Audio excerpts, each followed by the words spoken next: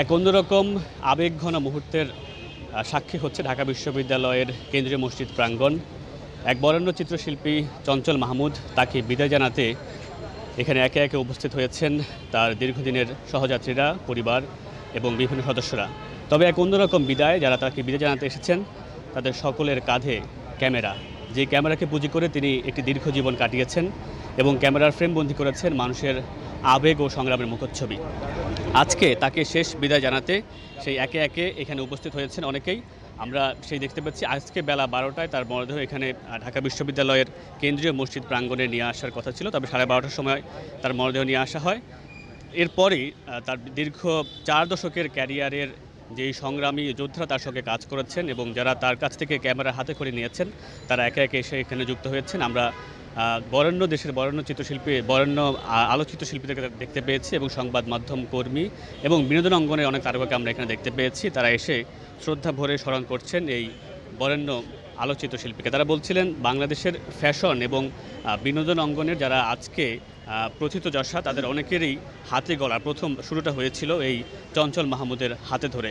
তিনি বাংলাদেশের মডেল এবং ফ্যাশন নির্ভর যেই সাংবাদিকতা, যেই চালকচিত্র, সেটির গোড়াপত্তন কিন্তু তার হাত ধরে হয়েছে।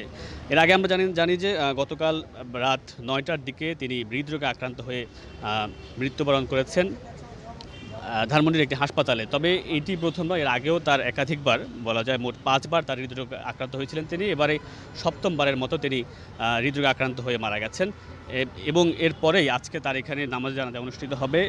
সেখানে নামাজ জানাজা অনুষ্ঠিত পর বাদ জোহর নামাজ জানাজা অনুষ্ঠিত পর তার মরদেহ নিয়ে যাওয়া হবে বনানীর কবরস্থানে, সেখানে তাকে চিরতরে শায়িত করা হবে। আমরা একটু কথা বলার চেষ্টা করব তার একজন সহযাত্রীর সঙ্গে। আমরা জানি যে তিনি গত রাতে তিনি মৃত্যুবরণ করেছেন এবং আমরা জানি যে এর আগেও তিনি কয়েকবার হৃদরোগে আক্রান্ত হয়েছিলেন। তার শারীরিক অবস্থাটা আসলে কেমন ছিল? উনি অনেক দিন যাবৎ, প্রায় 10-12 বছরের মতো একটা হৃদরোগে আক্রান্ত ছিলেন। সুস্থ ছিলেন, ভালো ছিলেন। গত জানুয়ারিতে সবচেয়ে বেশি ম্যাসাকার একটা স্ট্রোক হয়, তারপরে তার কথা বন্ধ হয়ে যায়, কথা বলতে পারছিল না। আসলে তার সম্পর্কে সে তো আমাদের বাংলাদেশের ফ্যাশন ফটোগ্রাফির যখন মানুষ 80-র দশকে, 90 দশকে ওই সময় চিন্তা করতে পারেনি যে বাংলাদেশের ফ্যাশন ফটোগ্রাফি নিয়ে কাজ করা।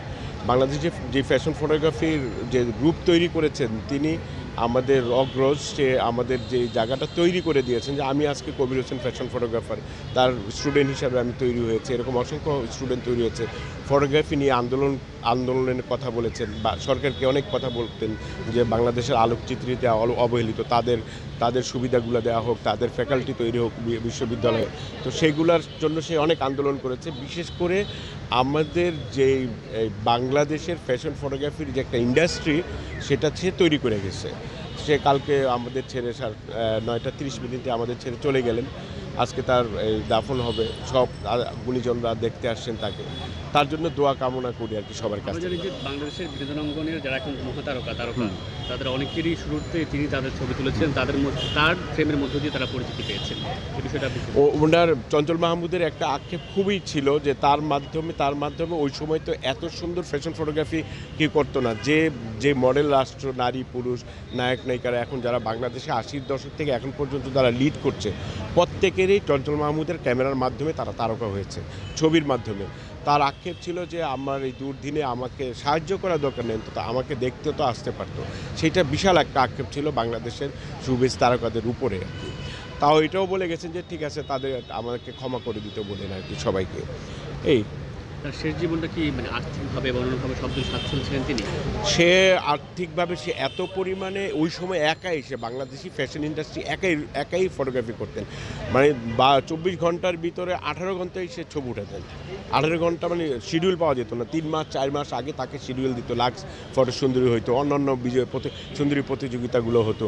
সেগুলো মানে সে অনেক টাকা ইনকাম করতেন এবং সে অনেক উপার্জন করতেন। সে মানুষকে অনেক সহযোগিতা করতেন। মানুষের ঘর বাড়ি, গরিব মানুষের ঘর বাড়ি বানিয়ে দিতেন।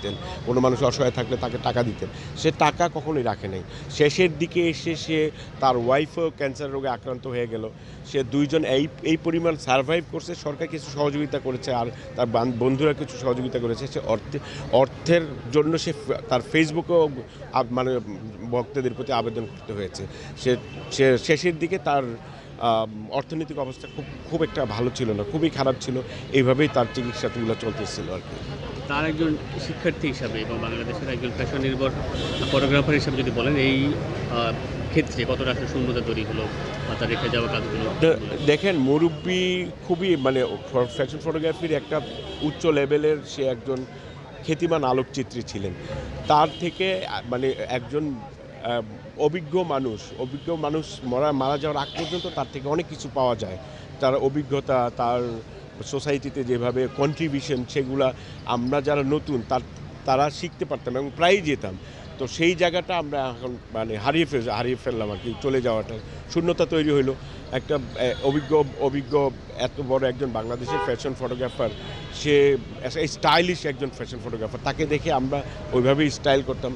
তো তাকে দেখে ওইভাবে ফ্যাশন ফটোগ্রাফি করতাম। তাকে দেখে এখন আমাদের সেই মুরব্বি জনটা চলে গেল আর কি। আমরা সেই জায়গাটা এখন সেই যে অভিজ্ঞতার আলোকে আমরা একটু কিছু প্রবলেমে পড়লে তার কাছে গিয়ে এইটা যেদিন জানতে চাই যে আলোটা কিভাবে ইউজ করা হয় ফটোগ্রাফিতে, ফ্যাশন কিভাবে এখন আধুনিক যুগে আমরা আরও কীভাবে আরও অগ্রসর হইতে পারি, সেই জিনিসটা আমরা পাবো না আর কি এখন আর।